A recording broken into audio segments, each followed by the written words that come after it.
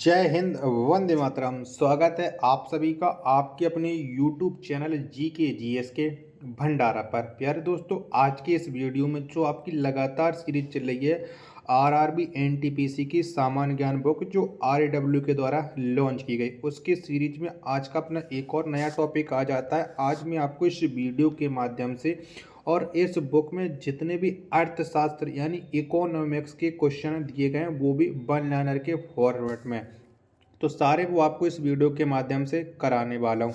तो इस वीडियो को आपको शुरू से लेकर के एंड तक फुल वॉच करते रहना है। वीडियो पसंद आए तो वीडियो को लाइक और चैनल को सब्सक्राइब करना ना भूलें। और ये जो वीडियो है ये हर एक एग्जाम के लिए इम्पोर्टेंट है। ये मत सोचना कि ये सिर्फ RRB NTPC के लिए, ये सब के लिए। अगर आप रेलवे के किसी भी एग्जाम की तैयारी कर रहे हैं तो ये हर एक के लिए इम्पोर्टेंट बुक है। ये बात आप लोग याद रखिएगा। तो चलिएगा फिर शुरू करते हैं।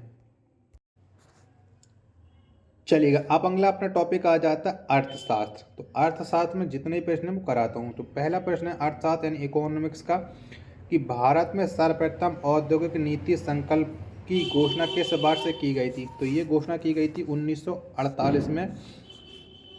चलिएगा, दूसरा प्रश्न है अर्जित कुल राजस्व और कुल लागत का डॉट डॉट किसी फर्म का लाभ होता है। तो ये क्या होता है, तो ये होता है अंतर।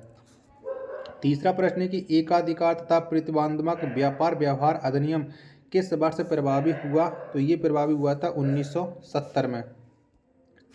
चौथा प्रश्न आ जाता है आपके सामने, कौन सा तत्व किसी साधारण अर्थव्यवस्था में आय के चक्रीय प्रवाह में शामिल नहीं है। तो ये मूल्यह्रास शामिल नहीं है। पांचवा प्रश्न है कि प्राइस सीलिंग का क्या अर्थ है। तो प्राइस सीलिंग का अर्थ है वस्तुओं या सेवाओं पर ऊपरी कीमत सीमा का अधिरोपण। छठवां प्रश्न, एकाधिकार तथा अवरोधक व्यापारिक व्यवहार अधिनियम कब पारित किया गया था। तो ये 1969 में पारित किया गया था। सातवां प्रश्न की दूसरी पंचवर्षीय योजना का मुख्य कार्य 5 वर्ष में राष्ट्रीय आय में लगभग डॉट डॉट की वृद्धि करना है। तो ये 25% की वृद्धि है वो करना है। आठवां प्रश्न, कौन सा नकद आरक्षित अनुपात पद को उचित तरीके से परिभाषित करता है। तो ये जमा का वह प्रतिशत जो किसी बैंक को भारतीय रिजर्व बैंक के पास नकद आरक्षित के रूप में रखना होता है। नौवां प्रश्न है किसी निर्दिष्ट समय अवधि में किसी देश की वस्तुओं के निर्यात मूल्य और आयात मूल्य के बीच के अंतर को कहा जाता है। तो इसे कहा जाता है व्यापार संतुलन। ये बात आप लोग याद रखिएगा। 10वां प्रश्न है आपके सामने, भारत में वर्ष 2000 से पहले कौन सा गरीबी उन्मूलन कार्यक्रम शुरू था। तो ये था स्वर्ण जयंती ग्राम स्वरोजगार योजना। 11वां प्रश्न है किसी चर के नियोजित मूल्य के विपरीत उसके वास्तविक या साधित मूल्य को डॉट डॉट कहा जाता है। तो इसे यथार्थ कहा जाता है। 12वां प्रश्न के मानव विकास सूचकांक 2020 के अनुसार भारत किस श्रेणी में आता है। तो भारत मध्यम मानव विकास में आता है। 13वां प्रश्न है कि भारत में हरित क्रांति की विशेषता क्या है। तो कृषि उत्पादन बढ़ाने के लिए रासायनिक उर्वरकों का अधिक एवं उचित उपयोग। 14वां प्रश्न है कि डॉट डॉट तब होता है जब सरकार के कर लगाने, खर्च करने या उधार लेने के निर्णय का अर्थव्यवस्था पर कोई शुद्ध प्रभाव नहीं पड़ता है या इसके लिए अभिप्रेत नहीं होता है। तो ये हो जाता है राजकोषीय तटस्थता। 15वां प्रश्न आपके सामने, किस पंचवर्षीय योजना में कहा गया था कि आर्थिक विकास का लाभ समाज के अपेक्षाकृत कम विशेषाधिकार प्राप्त वर्गों को अधिक से अधिक मिलना चाहिए। तो ये हो जाएगा दूसरी पंचवर्षीय योजना। 16वां प्रश्न की नीति आयोग में नीति का अर्थ है। तो नीति का अर्थ होता है national institution for transformation India. 7वां प्रश्न है कि डॉट डॉट मांग वक्र लोचदार होता है और डॉट डॉट होने पर यह बिल लोचदार होता है। तो सीमांत राजस्व का मान धनात्मक होने पर सीमांत राजस्व का मान ऋणात्मक। 18वां प्रश्न है आपके सामने कि वह वक्र जो उत्पादन के उन स्तरों को दर्शाता है जो अधिकतम लाभ अर्जित करने वाली कोई फर्म बाजार मूल्य विभिन्न मानों पर उत्पादन करने के लिए चुनौती है, उस फर्म को क्या कहा जाता है। तो उस फर्म को कहते हैं आपूर्ति वक्र। 19वां प्रश्न है कि मानव विकास सूचकांक के स्वस्थ घटक को डॉट डॉट द्वारा मापा जाता है, तो इसे जन्म के समय जीवन प्रत्याशा से मापा जाता है। 20वां प्रश्न है कि किस योजना के अंतर्गत नामित राज्य लक्षित सार्वजनिक वितरण प्रणाली के तहत खाद्यान्नों की खरीद, भंडार और वितरण करते हैं? तो विकेंद्रीकृत खरीद योजना इसका राइट आंसर हो जाएगा।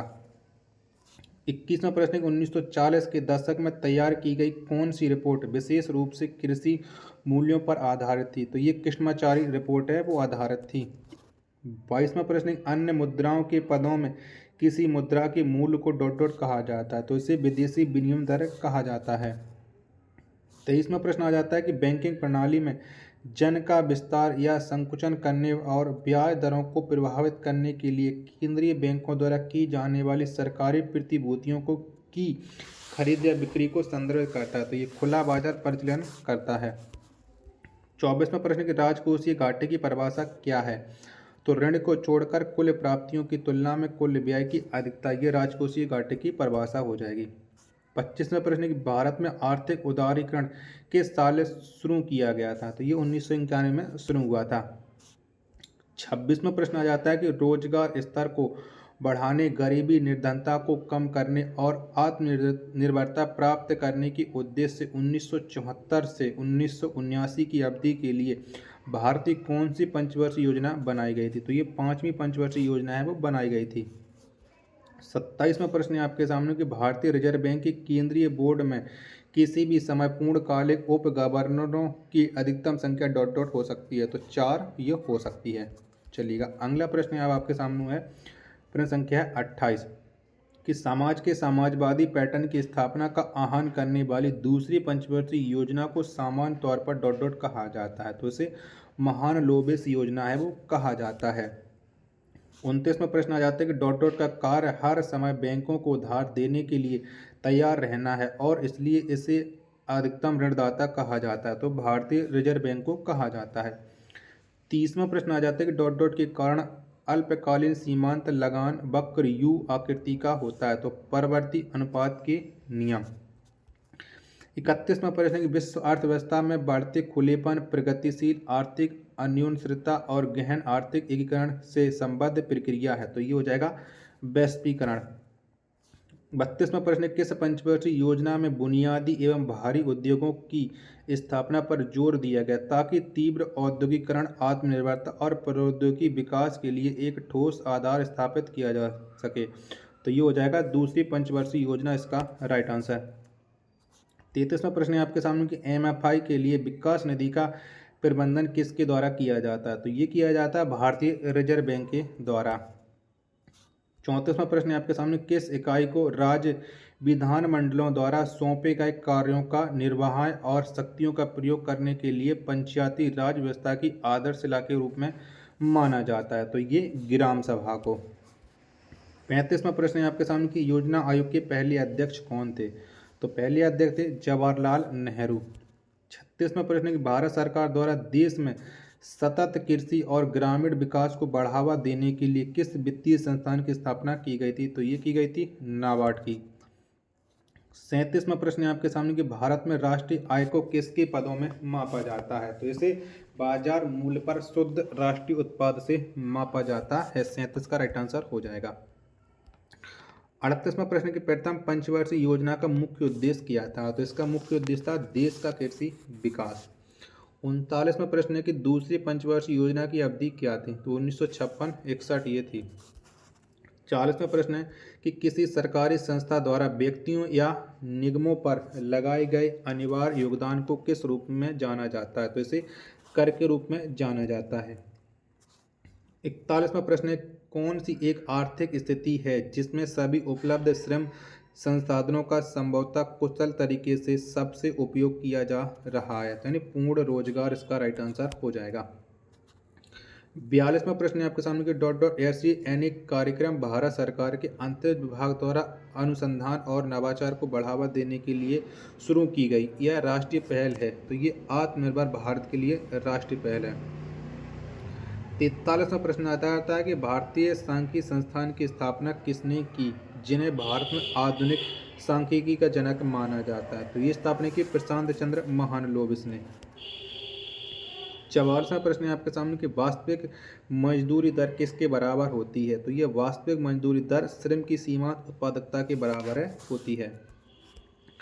45वां प्रश्न है किस नियम के अनुसार अन्य कारकों को स्थिर रखते हुए जैसे जैसे एक कारक की मात्रा में वृद्धि की जाती है तो उस कारक के सीमांत उत्पाद में धीरे धीरे गिरावट आएगी। तो इसका राइट आंसर हो जाएगा पर्वतीय अनुपात नियम। 46वां प्रश्न है आपके सामने उत्पादन प्रक्रिया में प्रयुक्त स्वामित्व वाले आगतों की लागत का क्या अभिप्राय है। तो ये हो जाएगा अंतर्निहित लागत। 47वां प्रश्न है आपके सामने कि 1955 में कार्बे समिति नामक एक विशेष समिति का गठन किया गया था। इस समिति द्वारा इनमें से किसकी अनुशंसा की गई थी। तो ग्रामीण विकास के उद्योग से लघु उद्योगों को बढ़ावा देना इसका राइट आंसर हो जाएगा। चलिएगा अगला प्रश्न है आपके सामने प्रश्न संख्या 48 उत्पादन के 4 कारक कौन से हैं। तो पूंजी, श्रम पूंजी और उद्यमिता ये राइट आंसर हो जाएगा। मनरेगा का पूर्ण रूप है तो Mahatma Gandhi national rural employment guarantee act, ये मनरेगा का फुल फॉर्म हो जाएगा। 50वां प्रश्न की दिशा किस मंत्रालय के अंतर्गत संचालित पहल है। तो ये हो जाएगा ग्रामीण विकास मंत्रालय के अंतर्गत। 51वां प्रश्न है कि बैंकिंग के क्षेत्र में एसएलआर का पूर्ण रूप है। तो एसएलआर का फुल फॉर्म होता है स्टैट्यूटरी लिक्विडिटी रेशो। 52वां प्रश्न है आपके सामने कि IAEA का मुख्य कार्य है। तो इसका मुख्य कार्य होता है यह विश्व भर में नाभ की ऊर्जा के शांतिपूर्ण उद्योग को बढ़ावा देता है। 53वां प्रश्न है आपके सामने किसे भारतीय योजना का वास्तुकार कहा जाता है। तो PC महालनोबिस को कहा जाता है। 54वां प्रश्न है कि मनरेगा योजना के अंतर्गत किस अधिकार की गारंटी दी जाती है। तो काम का अधिकार गारंटी है वो दी जाती है। 55वां प्रश्न है कि क्षेत्रीय ग्रामीण बैंकों की स्थापना किस वर्ष में की गई थी। तो ये 1975 में वो की गई थी। 56वां प्रश्न है कि विजया बैंक और देना बैंक का विलय किस बैंक में हुआ था। तो ये हुआ था बैंक ऑफ बड़ौदा में।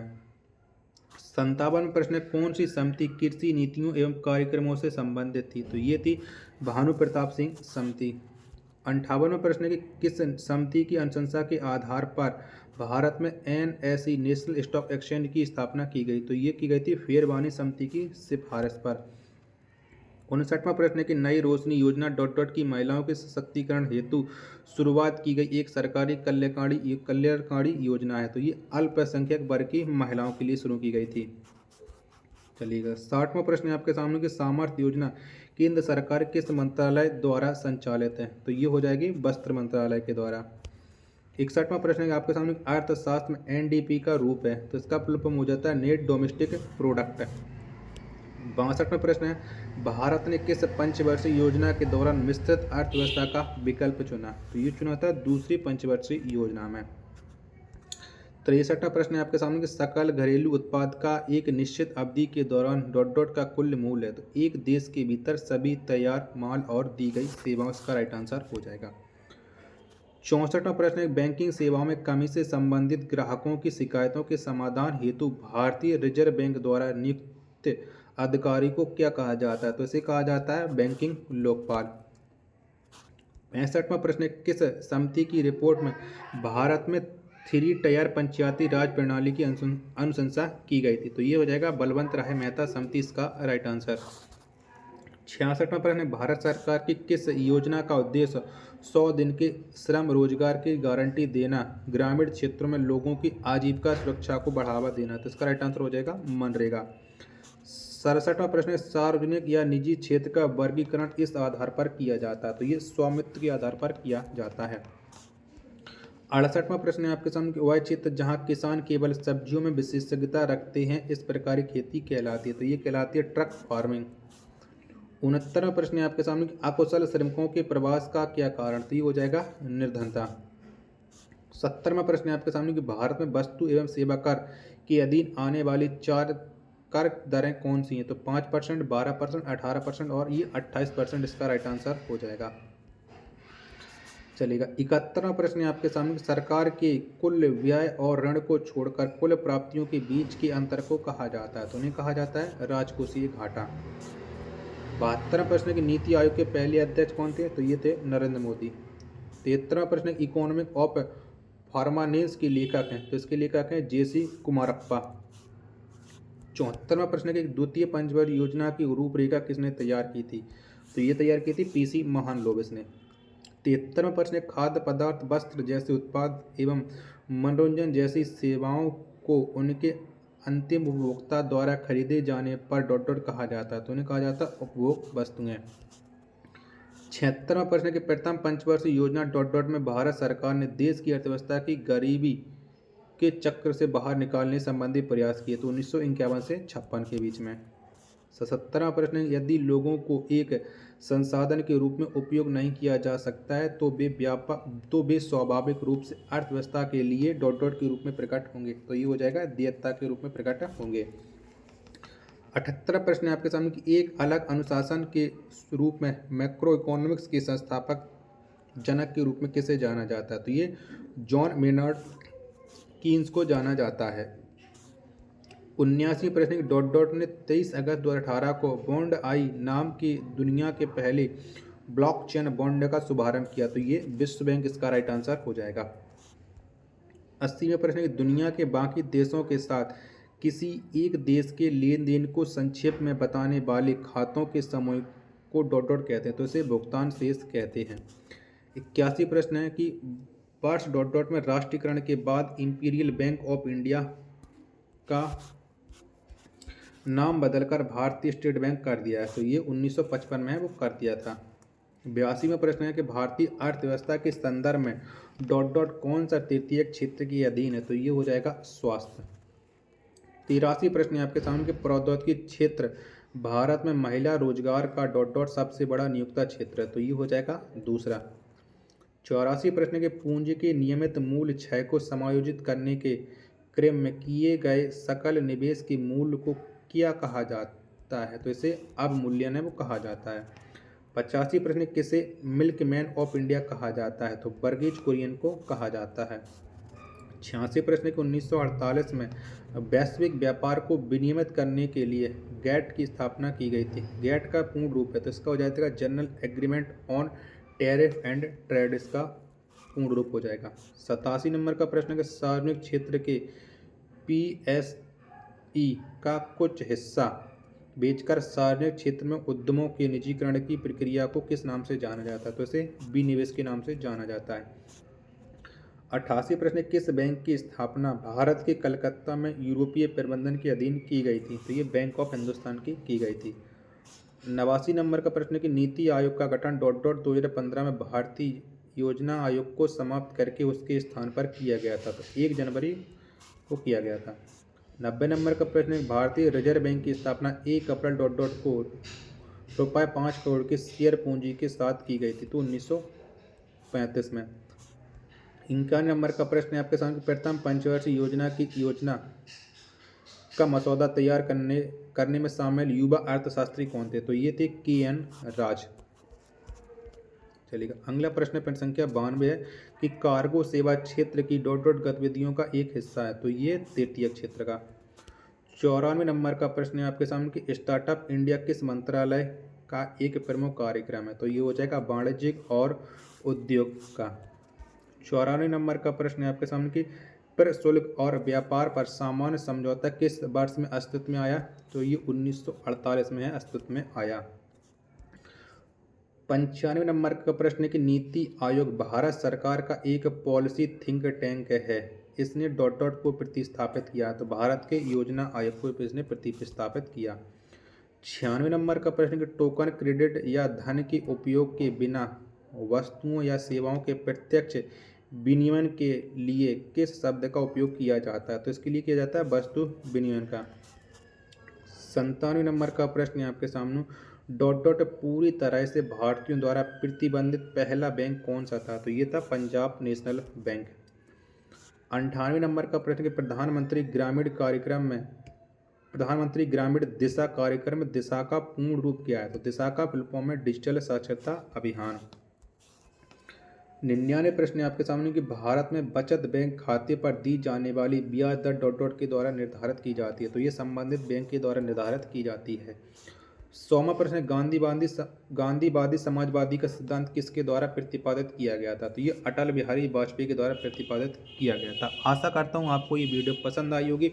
तो वीडियो को आप एक बार लाइक करके चैनल को सब्सक्राइब आप लोग जरूर कर लीजिएगा। 101वां प्रश्न की मिश्रित कृषि की मुख्य विशेषता क्या है? तो इसकी मुख्य विशेषता पशुओं का पालन और फसलों की खेती एक साथ करना इसका राइट आंसर हो जाएगा। 102वां प्रश्न है आपके सामने कि भारत में जीएसटी के लिए उच्चतम प्रतिशत स्लैब क्या है? तो ये हो जाएगी 28%। 103वां प्रश्न है कि आपके सामने किस कंपनी ने 2018 में 6 लाख करोड़ के बाजार मूल्य को पार करने वाली दूसरी भारतीय फर्म होने का गौरव हासिल किया? तो इसका राइट आंसर हो जाएगा टीसीएस। चलिएगा, अगला प्रश्न 104 है, किसी विशेष क्षेत्र की जनसंख्या 3 लाख से अधिक होने पर सरकार द्वारा किस समिति का गठन किया जाता है? तो इस किया जाता है वार्ड समिति का गठन। 105वां प्रश्न की सरकारी एजेंसी एनडीसी का पूर्ण रूप क्या है? तो इसका फुल फॉर्म है national development council. 106 Tata iron and steel company का निगमन किस वर्ष हुआ था? यानी टिस्को की स्थापना। तो 1907 इसका राइट आंसर हो जाएगा। 107वां प्रश्न, किस अंतर्राष्ट्रीय संगठन का मुख्यालय वाशिंगटन डीसी में? तो अंतर्राष्ट्रीय मुद्रा कोष का मुख्यालय 107 का राइट आंसर हो जाएगा। 108वां प्रश्न, अंतर्राष्ट्रीय पुनर्निर्माण एवं विकास बैंक को सामान्यतः किसके रूप में जाना जाता है? तो इसे विश्व बैंक के नाम से जाना जाता है। 109वां प्रश्न, कि सकल घरेलू उत्पाद से अवमूल्यन घटाने पर प्राप्त राशि को क्या कहा जाता है? तो इसे शुद्ध राष्ट्रीय उत्पाद है वो कहा जाता है। 110वां प्रश्न, कौन सा क्षेत्र भारत की जीडीपी में सर्वाधिक योगदान देता है? तो ये देता है तृतीय क्षेत्र। 111वां प्रश्न, कि भारत का अधिकांश विदेशी व्यापार कैसे होता है? तो समुद्री और हवाई मार्गों से होता है। 112वां प्रश्न, भारत की प्रथम पंचवर्षीय योजना का मुख्य केंद्र बिंदु क्या था? तो ये था कृषि पर ध्यान देने के साथ प्राथमिक क्षेत्र का विकास। 113 प्रधानमंत्री सांसद आदर्श ग्राम योजना कब शुरू की गई थी? तो 11 अक्टूबर 2014 में शुरू की गई थी। 114वां प्रश्न है कि डॉट डॉट भारत का सबसे पुराना व्यापार संघ संगठन है? तो इसका राइट आंसर हो जाएगा AITUC। 115वां प्रश्न के संयुक्त क्षेत्र की संकल्पना से अभिप्रेत है? तो सार्वजनिक क्षेत्र और निजी क्षेत्र के उद्योगों के बीच है सहयोग। चलेगा, 116वां प्रश्न के तेल उत्पादन में वृद्धि का क्या कारण है? तो ये इसका कारण है पीली क्रांति। 117वां प्रश्न है कि भारतीय रिजर्व बैंक के पहले भारतीय गवर्नर? तो ये थे CD देशमुख। 118वां प्रश्न है कि औद्योगिक नीति प्रस्ताव 1956 जिसके आधार पर द्वितीय पंचवर्षीय योजना का सृजन किया गया था को कितनी श्रेणियों में वर्गीकृत किया गया? तो इसे 3 श्रेणियों में। 119वां प्रश्न, MSP का पूर्ण रूप क्या है? तो इसका फुल फॉर्म है मिनिमम सपोर्ट प्राइस। 120 है कि नीति आयोग का गठन डॉट डॉट को किया गया था? 1 जनवरी 2015 में नीति आयोग का गठन है वो हुआ था। 121 प्रश्न की प्रत्येक वर्ष डॉट डॉट द्वारा व्यापार करने की सुगमता संबंधी सूचकांक को जारी किया जाता है? तो ये विश्व बैंक इसका राइट आंसर हो जाएगा। 112वां प्रश्न, कौन सा निगम भारत के सभी ATM जोड़ने का काम करता है? तो ये करता है भारतीय राष्ट्रीय भुगतान निगम। 123वां प्रश्न के व्यापार एवं आर्थिक संबंध समिति का प्रमुख कौन होता है? तो ये होता है प्रधानमंत्री। 124वां प्रश्न है आपके सामने कि NRDWP का पूर्ण रूप क्या है? तो इसका फुल फॉर्म है national rural drinking water programme. 125 प्रश्न, हरित क्रांति किससे संबंधित है? तो ये खाद्य और अनाज उत्पादन से संबंधित है।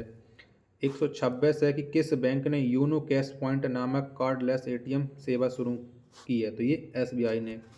127 के वित्तीय क्षेत्र में FCCB का पूर्ण रूप क्या है? तो इसका फुल फॉर्म है फॉरेन करेंसी कंट्रीबल बॉन्ड। 128 है कि भारतीय अर्थव्यवस्था को सबसे उचित रूप से डॉट डॉट अर्थव्यवस्था के रूप में वर्णित किया जा सकता है? तो ये मिश्रित अर्थव्यवस्था इसका राइट आंसर है हो जाएगा। 129 प्रश्न है आपके सामने, उपभोक्ता द्वारा स्वेच्छा से किसी वस्तु के लिए भुगतान करना और उसके द्वारा भुगतान किए गए वास्तविक मूल्य के अंतर को डॉट डॉट कहते हैं? तो इसे कहते हैं उपभोक्ता अधिशेष। 130वां प्रश्न है कि जब कुल उपयोगिता अधिकतम हो जाती है तो सीमांत उपयोगिता डॉट डॉट हो जाती है? तो यह सीमांत उपयोगिता शून्य वो हो जाती है। 130वां प्रश्न है आपके सामने, मार्क्सियम के अनुसार डॉट डॉट विकास का तीसरा स्तर है? तो इसका राइट आंसर हो जाएगा पूंजीवाद। 132वां प्रश्न है आपके सामने, उस बाजार को क्या कहते हैं जहां वस्तु बहुत कम में कुछ कंपनियां साथ मिलाकर बाजार के बहुतम को नियंत्रित करते हैं? तो इसका राइट आंसर हो जाएगा ओलिगोपोली।